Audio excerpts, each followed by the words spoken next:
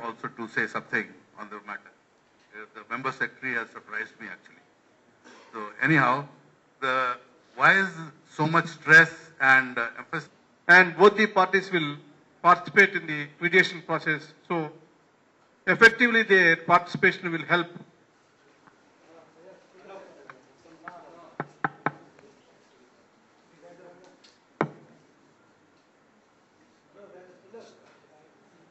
The Chief Judge, City Civil Court, President of the Bar Association, Hyderabad Advocates Association, Mr. B. Janardhan, and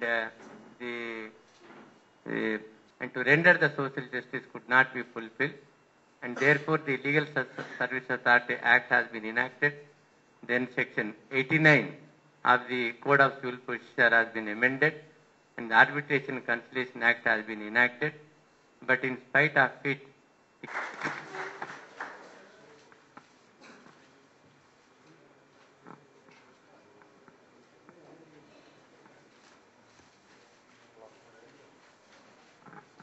Now I request V. Srinivas Sivara, Administrative Officer, to say vote of thanks. For honoring the working condition with the chief guest of this function, and here Mr. Sanjay Ramana Garu, who is the chairman of the AP High Court Mediation and Conciliation Project Committee. And also, I would like to thank His Lordship Ashutosh Mohanta and His Lordship Justice J.V. Sitapati Garu, who despite the field of mediation, and for the past 1 week, instead of missing their families,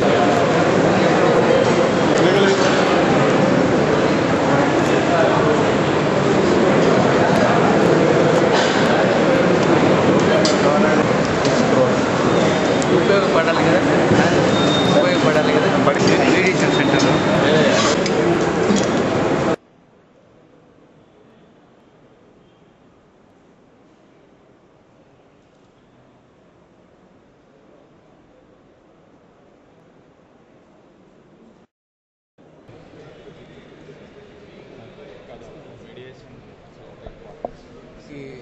ఈరోజు 12వ batch ఒక 20 మంది అడ్వకేట్స్కి మరి మద్రాసు నుంచి వచ్చిన 2 trainers వచ్చి ఎట్లా మీడియేటర్స్గా వాళ్ళకి 40 hours training, అంటే 40 గంటల ట్రైనింగు వాళ్ళు ఒక 3 రోజులు 4 రోజులుగా వాళ్ళకి ట్రైనింగ్ ఇవ్వబడింది. సో అంటే మీడియేటర్ మీడియేటర్ యొక్క బాధ్యతలు ఎలా ఉండాలా, మీడియేటర్ ఎంత స్వచ్ఛంగా ఉండాలా, ఎంత ఇంపార్షియల్గా ఉండాలా, ఎంత లవ్ఫుల్గా ఉండాలా. మీకు అందరికీ తెలుసు బయట లా ప్రకారంగా కేసులు సెటిల్ అవుతాయి, కానీ ఇక్కడ మాత్రం ప్రేమపూర్వకంగా కేసులు సెటిల్ అవుతాయి. సో ఒక వ్యక్తికి ఎన్నో అతనికి ఒక ఇద్దరికి మధ్యన ఏదైనా గొడవలు ఉన్నాయంటే ఆ గొడవలకు ఎన్నో కారణాలు ఉంటాయి. సో వాళ్ళ గుండెల్లో ఎన్నో అసలు కోపము, క్రోధము, తర్వాత ఈర్ష్య, అసూయ, రాగము, ద్వేషము, తర్వాత వాళ్ళకు ఒక బద్ధ వైరంగా ఉంటుంది. దానికి కారణం ఏంటంటే వాళ్ళకు అజ్ఞానంతో మరి వాళ్ళ యొక్క మరి జ్ఞానం లేకుండా ఈ యొక్క మరి వాళ్ళ యొక్క విద్యుక్తమైన వాళ్ళ యొక్క విద్యుక్త ధర్మం ఏంది, వాళ్ళకి విధి ఏంది, రైట్గా కోట్లాడతారు. కానీ వాళ్ళకున్న కూడా కరస్పాండెంట్ డ్యూటీ ఏముంది ప్రతివాది పైన అతనిపైన వాళ్ళకి తెలియదు. కాబట్టి ఈ కేసులు మరి కోర్టులకు కోర్టులలో వెళ్ళినప్పుడు లాయర్కి ఏమవుతుంది, అతనికి ఎలా తన కేసును గెలిపియాలా అనేది అందులో న్యాయమా అన్యాయమా ఆ న్యాయవాది చూడడు. వేరే ప్రతివాది కేసు కూడా ఆ న్యాయవాది న్యాయమా అన్యాయమా చూడడు. సో ఇద్దరు గెలవడానికి ప్రయత్నం చేస్తారు, కానీ ఒకరే గెలుస్తారు కోర్టులో. కానీ అది ఎన్నో రోజులు 2 ఏళ్ళు 3 ఏళ్ళు 10 ఏళ్ళు కూడా పట్టొచ్చును. మళ్ళీ గెలిచినా కూడా దాని యొక్క ప్రతిఫలం పొందడానికి మనం ఎగ్జిక్యూషన్ పిటిషన్ పొందడానికి మళ్ళీ ఎన్నో రోజులు పడుతుంది. కాబట్టి ఈ సిస్టమ్ చాలా టైం పడుతుంది. కాబట్టి ఈ మనం ఇద్దరు వ్యక్తులు ఏదైతే వాది ప్రతివాది ఇద్దరు ఉన్నారో వాళ్ళ కేసులు వాళ్ళే సెటిల్ చేసుకోవాలి. మీడియేటర్ ఏదైతే ఉందో వాళ్ళ యొక్క వినేటువంటి శక్తి అతనికి ఉండాలి. మనము మామూలుగా ఒక వ్యక్తికి పోయి ఒక పెద్ద తనకి ఇష్టమున్న ఒక వ్యక్తి దగ్గరికి పోయి తన బాధంతా చెప్పుకుంటే తన బాధ తగ్గుతుంది.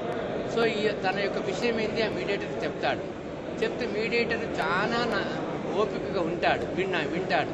వింటే అతనికి నమ్మకం ఏర్పడుతుందో ఈ మీడియేటరు నా యొక్క విషయాలన్నీ ఎంత చక్కగా విన్నాడు, అర్థం చేసుకున్నాడు అని వేరే వాళ్ళది కూడా వింటాడు. ఇద్దరు దానికి విన్న తర్వాత వాళ్ళు కొంచెం చల్లబడతారు. చల్లబడిన తర్వాత మూలం ఎక్కడ, అసలు ఈ యొక్క గొడవకు మూలం ఎక్కడ, ఆ మూలానికి అసలు ఏంటి విరుగుడు, ఏంటి మనం యొక్క దానికి సమాధానం ఏంటి, దానికి పరిష్కారం ఏంటని మీడియేటర్ ఆలోచించినట్లయితే వాళ్ళకి చిన్నగా ఈ రకంగా మరి మీరు ఆలోచిస్తే బాగుంటుందని వాళ్ళకి చెప్తాడు. కానీ ఈ రకమైన కోట్ల ఇలా అలా అని ఏం చెప్పడు. అతను న్యాయం ఆయన తీర్పు ఏం చెప్పడు. కాబట్టి ఇద్దరిని రియలైజ్ అయ్యేటట్లు, ఇద్దరిని రియలైజ్ అయ్యి వాళ్ళ యొక్క ఏదో తప్పులు తెలుసుకొని వాళ్ళ యొక్క డ్యూటీ నిజంగా మేమిద్దరము ఈ రకమైన పరిష్కారం చేసుకున్నట్లయితే మేమిద్దరము శాశ్వతంగా మాకు సమస్య పరిష్కారం అవుతుంది. మా యొక్క స్టేట్ రిలేషన్స్ కూడా మేమిద్దరం కలిసి ఉంటాము. తర్వాత మా ఇద్దరం కలిసి ఒక శాంతి ఏర్పడుతుంది, సంబంధాలు ఏర్పడతాయి. ఇంకా ముందు కూడా ఏ రకమైన వాళ్ళకు గొడవలు ఉండకుండా ఆ రకంగా ఈ కేసులు సెటిల్ చేయడం జరుగుతుంది. సో ఈ రకంగా బెంగళూరు, ఢిల్లీ, మద్రాసులో కూడా జరుగుతూ ఉన్నాయి. బట్ మనం ఆంధ్రప్రదేశ్లో జరుగుతలేదు. కాబట్టి ఇప్పుడు మేము హైదరాబాద్లో ఒక గొప్ప మీడియేషన్ సెంటర్ ఏర్పాటు చేసి, ఈ హాల్లోనే ఒక మీడియేషన్ సెంటర్ ఏర్పాటు చేసి, ఒక ఎయిర్ కండిషన్ చేంబర్స్ తయారు చేసి, సో మీడియేటర్స్ని వీళ్ళ అడ్వకేట్స్ వాళ్ళకి ట్రైనింగ్ ఇవ్వడం జరిగింది, జడ్జెస్కి ట్రైనింగ్ ఇవ్వడం జరిగింది. సో దీన్ని కూడా వైడ్ పబ్లిసిటీ చేసి, సో మీడియేషన్ చేసుకున్నందువల్ల నిజమైన, న్యాయమైన, సత్యమైన, మరి సంతృప్తికరమైన మనము పరిష్కారము ఈ మీడియేషన్ ద్వారా జరుగుతుందనేది ఒక ప్రజలకు కూడా మనకు ఒక గొప్పగా వాళ్ళకి మరి దీన్ని చేర్పించి, సో ఈ మీడియేషన్ సిస్టాన్ని, మీడియేషన్ పద్ధతిని, అంటే పరిష్కార పద్ధతి మనందరికీ తెలుసు. మనము సంవత్సరాల కింద ఊర్లో ఒక 5 మంది పంచులు పరిష్కారం చేద్దాం. ఆ పరిష్కారం చేస్తే 1-2 సమావేశాలు చేద్దాం. ఇప్పుడు కూడా అదే పద్ధతి మన భారతదేశ సంస్కృతిలో మన ఇంటి పెద్ద పరిష్కారం చేద్దాం, లేకపోతే ఊరి పెద్ద పరిష్కారం చేద్దాం. ఇప్పుడు ఇంటికి పెద్ద లేడు, ఊరికి పెద్ద లేడు. కాబట్టి ఎవరికి వాళ్ళే ఏమన్నా తీరే ఉన్నారు. కాబట్టి మళ్ళీ వాళ్ళిద్దరిని కలిపి బాగా వాళ్ళకి ట్రైనింగ్ చేసి, అడ్వకేట్స్కి, జడ్జెస్ కూడా ట్రైనింగ్ చేసి, సో ప్రతి కేసు కూడా ఫ్యామిలీ మ్యాటర్స్, ఇప్పుడు డైవర్స్ కేసులు, తర్వాత భార్యాభర్తలు విడిపోయే కేసులు, తర్వాత భార్యను చూసుకోకపోయినందువల్ల అతను కేసులు వేసి నాకు జీవనముక్తి కావాలనే కేసులు, తర్వాత వేరే మనం మనీ కేసులు, తర్వాత చిన్న సూట్లు, సో అన్ని కేసులు కూడా ఈ మీడియేషన్ ద్వారా చేసుకోవచ్చును. సో ఒక 2 సిట్టింగ్ల ద్వారానే ఈ కేసులు పరిష్కారం అవుతాయి. మరి విదేశాలలో 100% కేసులు మీడియేషన్ ద్వారానే సెటిల్ అవుతుంది. కానీ మన భారతదేశంలో ఇప్పుడు ఆ సిస్టాన్ని మనదికెళ్ళే వాళ్ళు తీసుకొని వెళ్ళి వాళ్ళు 90% కేసులు సెటిల్ చేస్తున్నప్పుడు మన భారతదేశంలో అటువంటి కేసులు మనం సెటిల్ చేయనందువల్ల కోట్లలో మరి లక్షల కొద్ది కేసులు పెరిగిపోతూ ఉన్నాయి.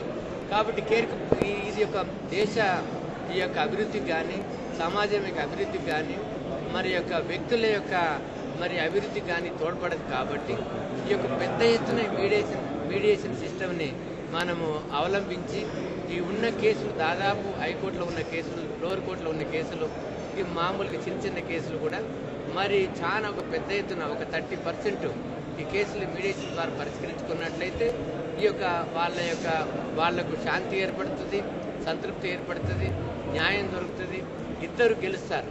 సో ఇద్దరు సంతృప్తి పడతారు. కాబట్టి ఒకరిని ఓడిపోయినాను, ఒకరిని గెలిచినని బాధ ఉండదు. కాబట్టి ఇద్దరికి సంతృప్తికరమైన న్యాయము, సత్వరమైన న్యాయము. మరి కోర్టు ఫీజు లేదు ఇందులో. తర్వాత అడ్వకేట్ ఫీజు కూడా చాలా నామినల్. మేము దానికి బెంగళూరులో గవర్నమెంటే పే చేస్తుంది మీడియేటర్కి. సో ఆ రకంగా అంటే చాలా చీపు, మనకు సమయము పట్టదు ఎక్కువ. మరి తర్వాత కాంప్లికేటెడ్ ఇష్యూస్ ఉన్నాయి. దాని తర్వాత చాలా కాలాతీతం కూడా కాదు. కాబట్టి ఈ మీడియేషన్ విధానాన్ని ఒక గొప్ప సక్సెస్ చేయాలని ఈ ప్రయత్నంలో మరి సంపూర్ణంగా మేము విజయం సాధిస్తామని అనుకుంటా ఉన్నాం. దీనికి మీడియా, అడ్వకేట్స్, గవర్నమెంట్, కోర్ట్స్ అందరూ సహాయ సహకారాలతో ఒక గొప్ప ఘన విజయంగా సాధించాలని మా యొక్క అభిప్రాయం. ఈ ఉన్న మీడియేషన్ సెంటర్లు ఇప్పుడు దీన్ని అడ్వకేట్స్కి ట్రైనింగ్ ఇచ్చినాము. ఇప్పుడు 170 మంది అడ్వకేట్స్ ట్రైనింగ్ అయినారు, అడ్వకేట్స్ జడ్జెస్. సో ఉన్న జడ్జెస్ అందరూ కూడా కేసులు వాళ్ళు రిఫర్ చేస్తారు మీడియేషన్ సెంటర్కి.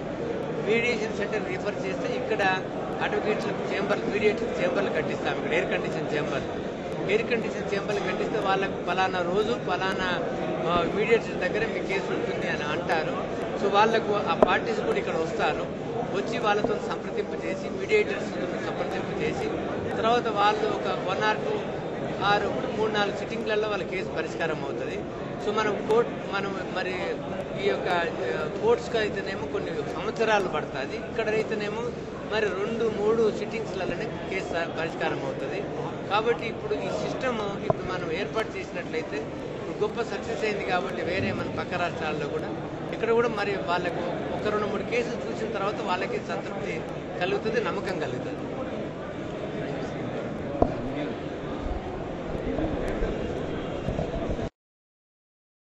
పైకి వచ్చిన వ్యక్తి ఎన్టీ రామారావు గారు. ఆయన ఒక వ్యక్తిగా